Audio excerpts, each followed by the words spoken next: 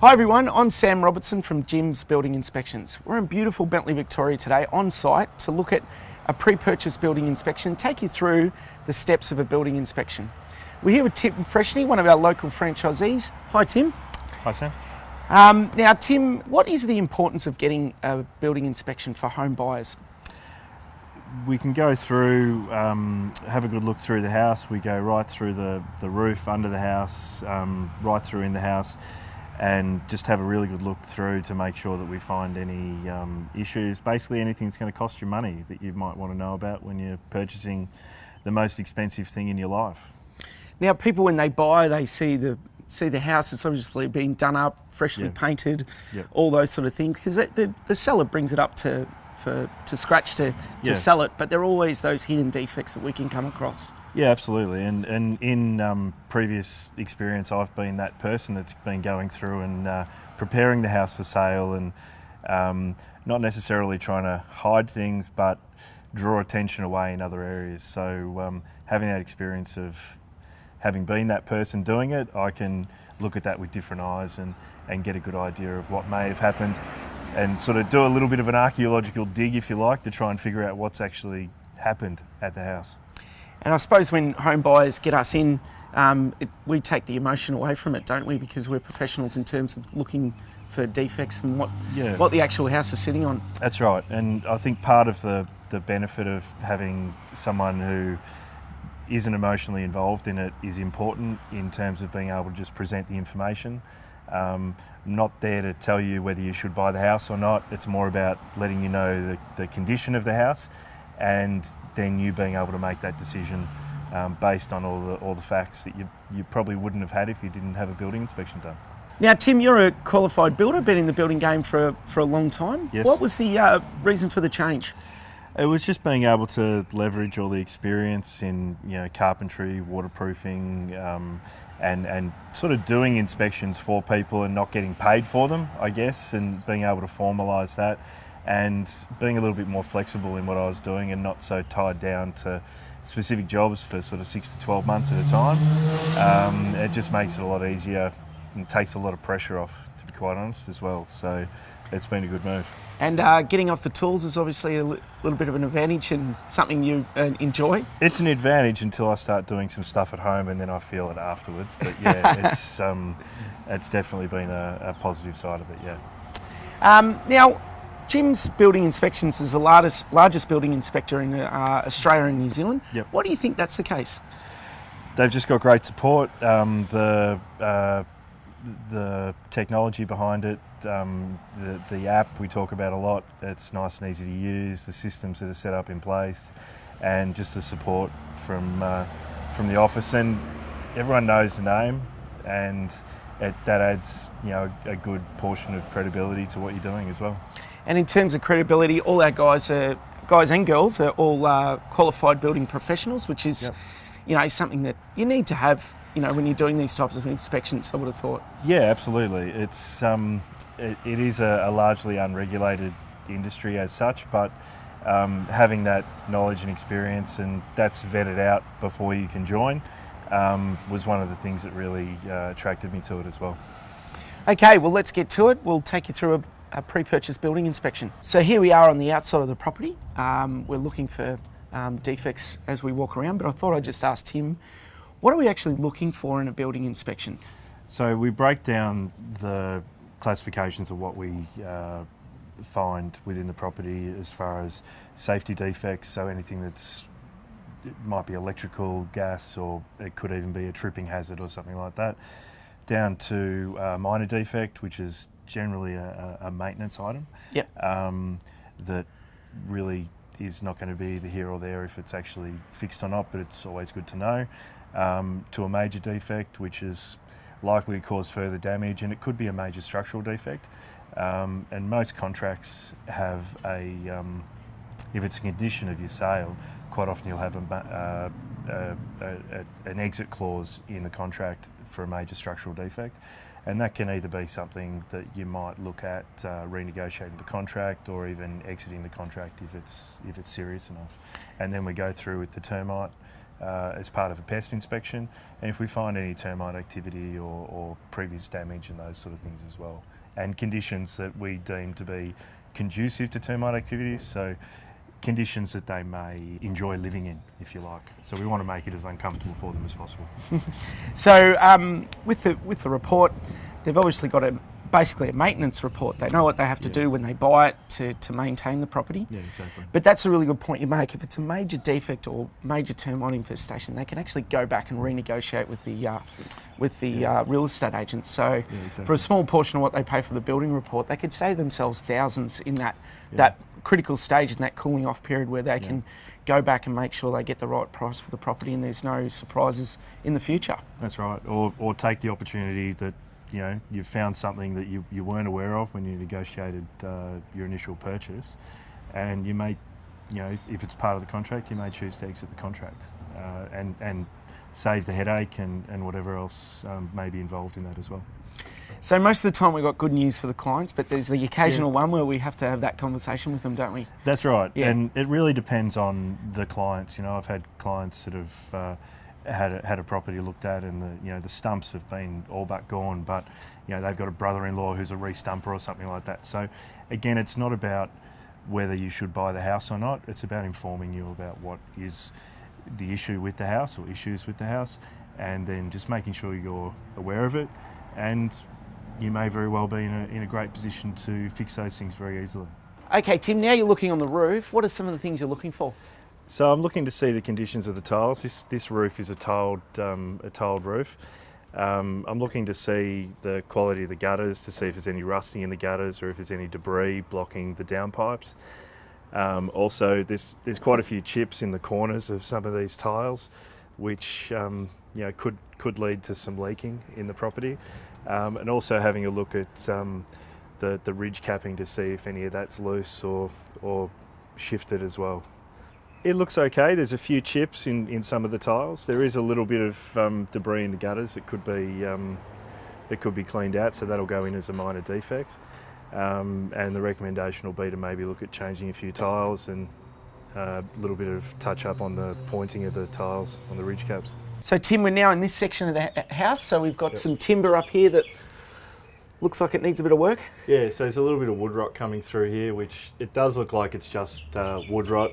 We've got a little bit more over the side here where it connects to the house and the fascia. This is probably a little bit of a dead part of the house, so it probably doesn't dry out particularly well. So this could be an issue not only just for wood rot, it could even be some termite activity coming up the timber of the house there, which would then give them access into the house. And we've even got a bit of, if you can see there behind there, the door and the frame there's a little bit rotted as well. So there's quite a bit of vegetation around here, which is going to be affecting the ventilation of the house as well. And obviously with the steps here, there's a bit of a concealed spot as well. So that'd go in as minor defects, but also as a ventilation issue that could be a termite problem. And obviously a strong recommendation to fix the rotting timber, because as much as it is a minor defect in terms of wood rot, it's also, given that area there, that's also potentially a safety hazard as well. So that'd certainly be a reasonably urgent thing that would need to be fixed. So as I'm walking up towards the subfloor here, I've noticed that the deck, some of these boards are a bit loose. There's also some loose brickwork under here, probably from some previous plumbing works. And also this step, as I step down, is well oversized by today's standards. So that'd probably go in as a safety issue.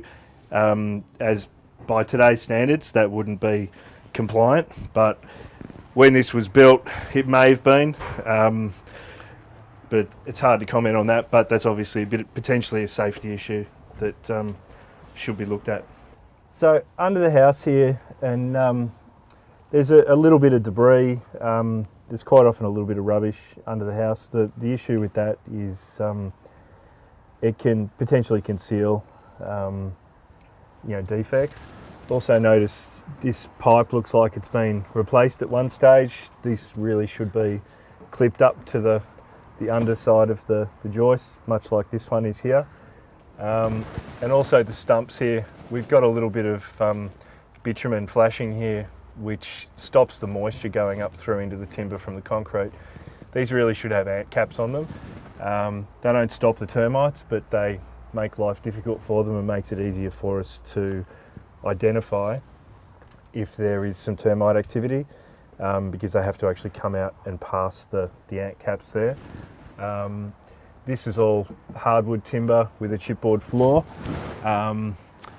Some people want to know that because you want to know if you can pull up the carpets and you know, the floor coverings to polish the boards. In this case, they'd have to go over the chipboard for this particular house.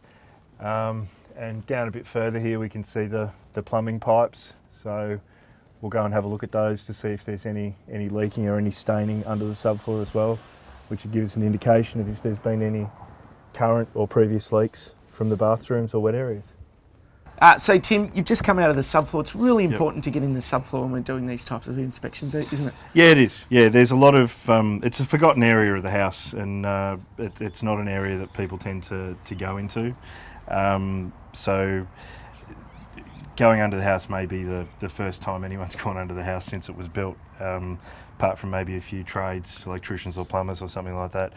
It's a place where we store materials, you know, rubbish, baby gear or anything like that, and that can create a haven for pests to get in and take a foothold on your house. Yeah.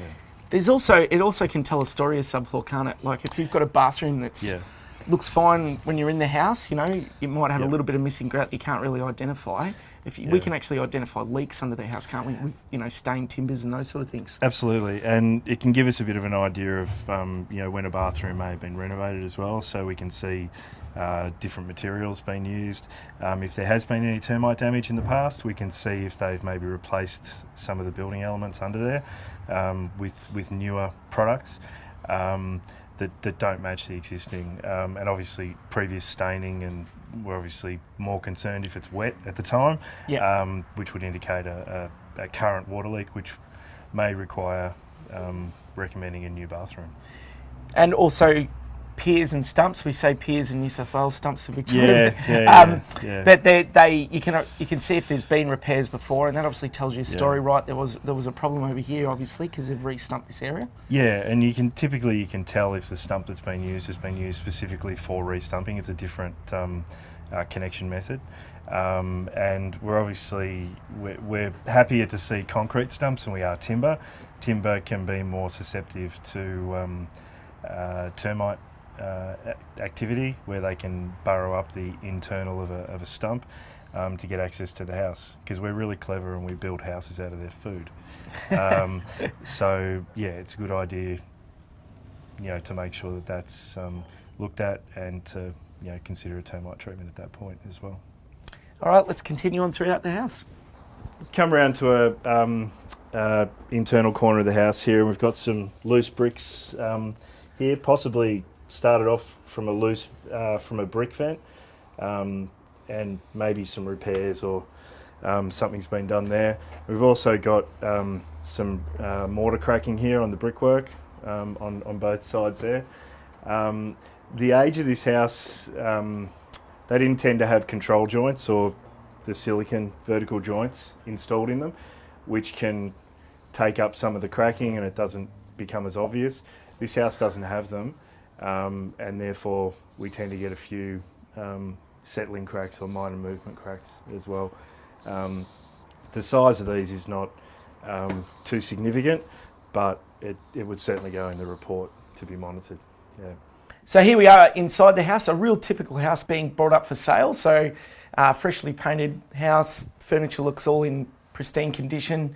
So most home buyers are looking at, you know, where they're going to have their kids, where they're going to watch their television, what the plantation shutters look like, all those sort of things. But we're actually looking for those hidden defects now in a freshly painted home.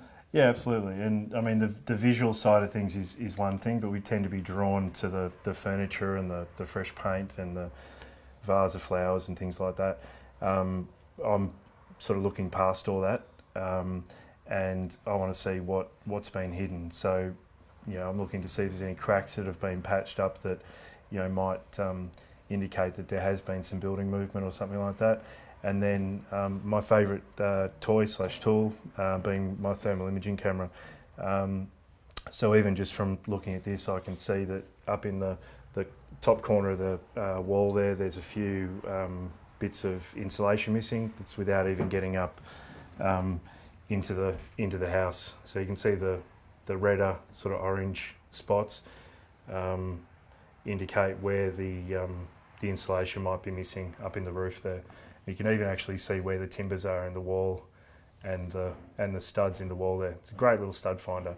But this gives me an ability to actually see through the wall to get an idea of what's actually happening behind it. So they can pick up on anything from possums to water leaks and everything in between. And we have to stress the building inspection is a visual inspection. We can only see what we see. Yeah. But the thermal imaging camera definitely helps us look behind the walls a little bit. Yeah, people would be pretty upset if we came in and started pulling walls apart and things like that. So, we have to work within the bounds of what we can, and there are certain limitations on what we do, and that's why tools like this are so important. This is an indicative instrument that gives us an idea of somewhere where we might look further. So if I find something that looks like it might be a water leak, I then pull out my moisture meter to check to see if there's actually any moisture there, or if it's just a cool draft coming through into the house that might be needing to be rectified. And all our building consultants carry moisture meters because they are a very important tool for us. Yeah, definitely. Because water's a house's worst enemy. Yes. No, it's particularly helpful in the bathroom, so we can actually detect moisture through the tiles without having to break anything. And it gives us a really good indication of what's going on and where moisture has travelled, if it has. And some moisture's okay. It's all relative to the location. And again, those results need to be interpreted properly. So there's a crack there. Then we've got a crack here above the door here, which is typically straight between two sheets of plaster.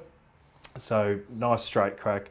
I'd much rather see a straight crack than a diagonal crack. A lot less force required and a lot less building movement to cause that. And then on the other side here, they've attempted a repair and it's actually pushed the plaster back out. Again, it's from basic building movement, I believe. So they go in as a minor defect, but looks like they have attempted to patch it up. So we've had a look at the ensuite, which has been recently renovated. Looks pretty good. But we sit here we've got a bit of a dated bathroom. Yeah. So what are some of the things you're looking for in a particular area like this that can pose a few problems in terms of water damage? Yeah, look, definitely the shower area here. It looks like there's been some sort of a repair or modification done here. The wall tiles are actually further recessed in than what the shower tiles are. So possibly they've actually gone over the top of the existing tiles here. And given the depth of the tiles there, that would indicate there's a cement sheet behind that. Given the age of the house, we'd need to find out the age as to whether it might be potentially asbestos in behind the tiles there. Also, just looking at general wear and tear, we've got some chips in the bath there, and down the bottom corner here we've got some grout caulking missing down the bottom of the shower there. This can all lead to moisture coming out of the shower when it's being used, so we'll certainly try and check the other side of the walls here to see if it has leaked out. We've got a good old-fashioned shower base too, which seems to work better than the modern way of doing things now with showers directly on tiles. Yeah, they're a bit more trusted. Yeah. There's a lot less that can go wrong, but they do tend to be... we sort of forget about them, and then we do the walls, tile the walls, and maybe it's not waterproof properly. Waterproofing is a trade. It is a technical job, as much as a lot of people think it's just slapping some paint on the walls.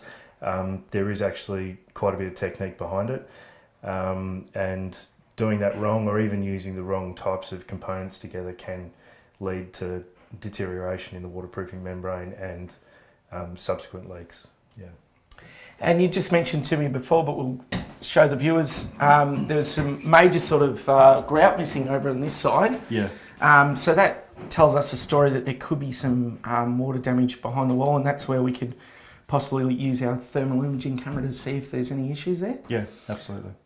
So we're on the wall on the other side of the bathroom that we were just in, where there was a little bit of grouting missing there, or caulking. We've come on the other side and we've actually got a little bit of water damage happening there. So as I said before, this is really indicative of what's happening.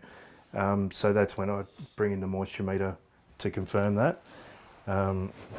So if we come through, I have a look through there, there's really nothing there. As we come across, our moisture starts being identified. So look, at this point, you'd recommend an invasive inspection.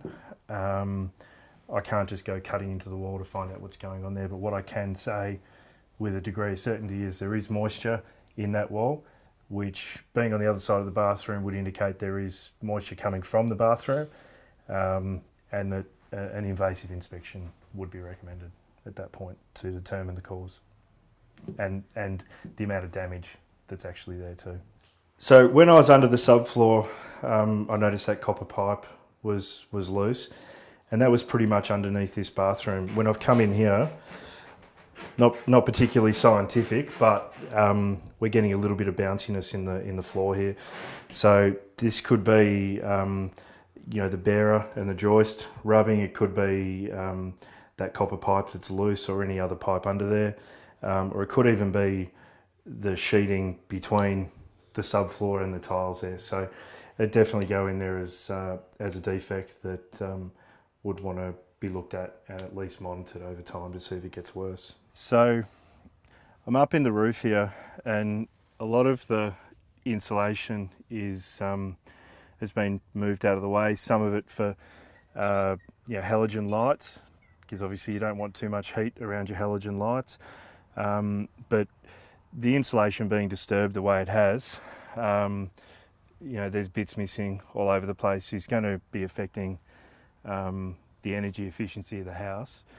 And also up here, we've got a fairly large skylight. And in the process of installing this, they've actually cut through one of the rafters up on the roof here.